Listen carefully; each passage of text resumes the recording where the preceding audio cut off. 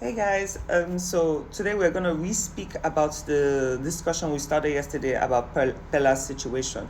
Now, it it shocked me a lot. I did not expect the amount of people who came out to speak on the issue, and today we're going to try to be a little bit more careful because Mama over here offended all community guidelines on all platforms except Instagram, because apparently in this day and time we cannot speak about very important topics without hitting the nerve. So we're gonna change the wording of it, but if you guys watched my video about Pella yesterday, you understand where we're coming from. Now, I'm not gonna lie, it made me teary. I'm a very emotional person, but in a very calculated kind of way. I do not react the way normal people react on certain issues, but like I said before, when it comes to little ones, I don't play with them. It doesn't matter if you're a male or a female. To me, they should be protected, and we seem to be crossing lines. We seem not to understand where something is acceptable and where it is unacceptable. And it pained me to see how many men actually came out discussing this. And unfortunately, like I always say, laughter sometimes could be a trauma response. With most of their cases, when they described what happened to them in the past, they would put laughing emojis at the end of it. And my reaction reading those comments were like, what is so funny?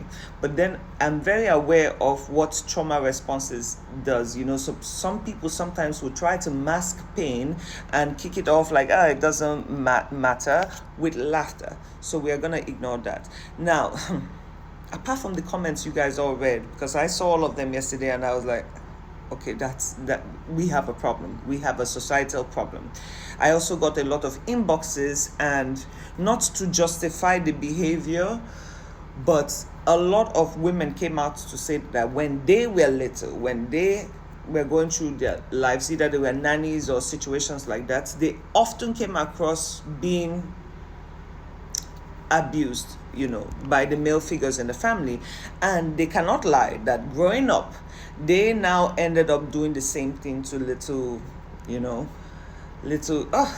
My God.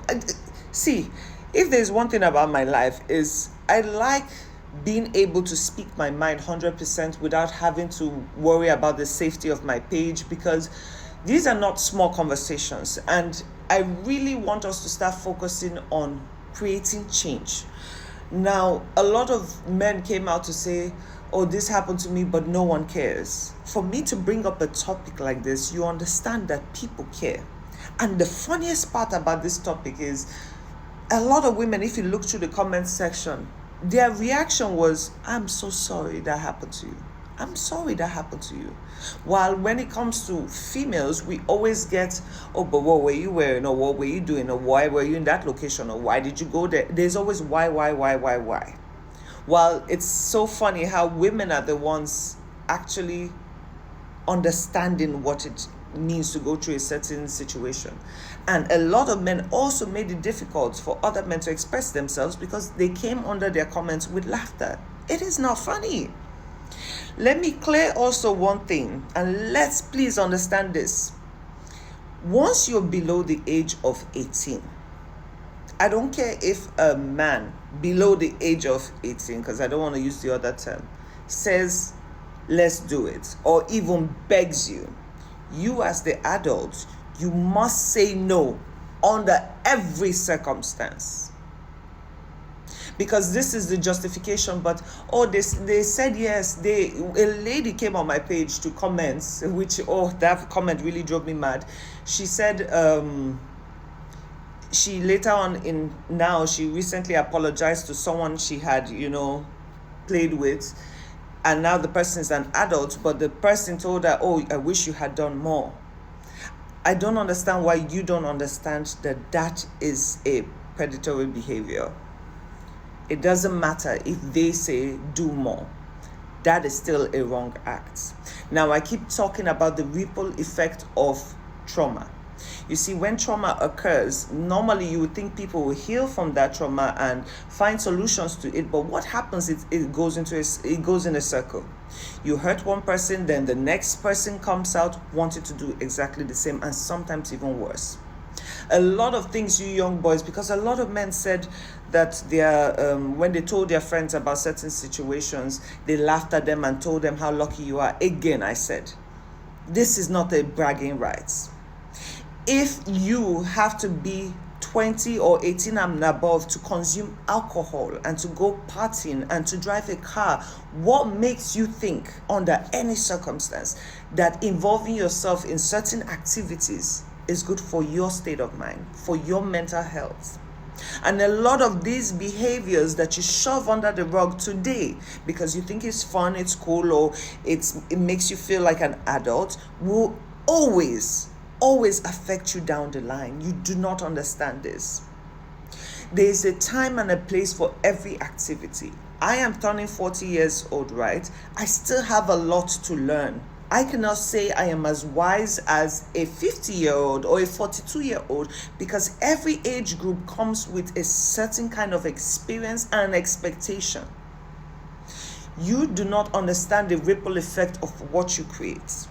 What you shove under the rug today because you think it's cool or it's fun or it's adventurous will affect you down the line.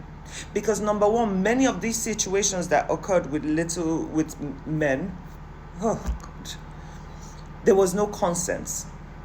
There was a lot of beggy, let's do. That's why majority of you will grow up and not understand the principle of consent.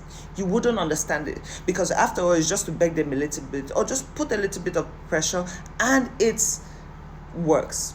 Some things are called coercion. When you batter a person so much and you try to make them involve themselves in certain activities, that is coercion. And it's equally as the only reason we don't get punished here enough is because we're in Nigeria. Because try this behavior outside, oh my God. Oh my God. Now, let's not lie, when it comes to women, they have a more traumatic experience, but it's still the same thing. It's still the same crime. And it should never be pushed aside. Now, I keep saying, before anyone gets married and decides to have children, I think we need to start going through serious, looking into what it feels to be married and having children. Like when you go to your pastor and they educate you on certain things, you need to understand what it is to listen to your children. When we talk about schools right now and we talk about sex education, it is not taught enough. We hide so much from our children and we put them in this place where they're even afraid to speak. And then when they grow up, we expect them to know. If you want to have great men in the future, you have to nurture great men. If you want to have great, upright, modest women in the future, you must nurture these things. Our schools don't teach this enough. Our parents don't teach this enough. In schools right now, they have what they call the guardian counselor, and they would always tell you, oh, when you have an issue, come to me. But guess what? I have experienced them just pushing it under the rug again or making it sound like it's not important enough. There are some situations that the family members are the ones inflicting on these people, and the best place to actually go voice out an opinion is at the guardian counselor, but they don't take it seriously. And God help you if the parents involved is one who sponsors the school, and then oops. We need to teach. For women, please buy your daughters the book Every Woman. Let them understand themselves, because we have a lot of people running around now as adults that don't even as much as know how to shower. And it is a problem.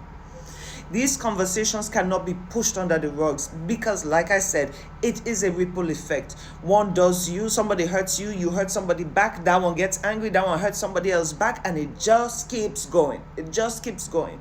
We cannot be having the same conversations in 2026 and it's getting worse. We all complain, men complain that women are more funny moving. Women complain men are moving funny.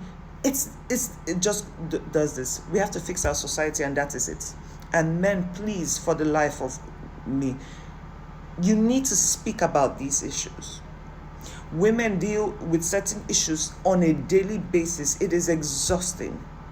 We cannot imagine what you go through. So we need you guys to start creating healthy platforms that teaches men what to avoid, how to deal with their young ones, and all that. Please, for the love of life, We must become the change we expect in society.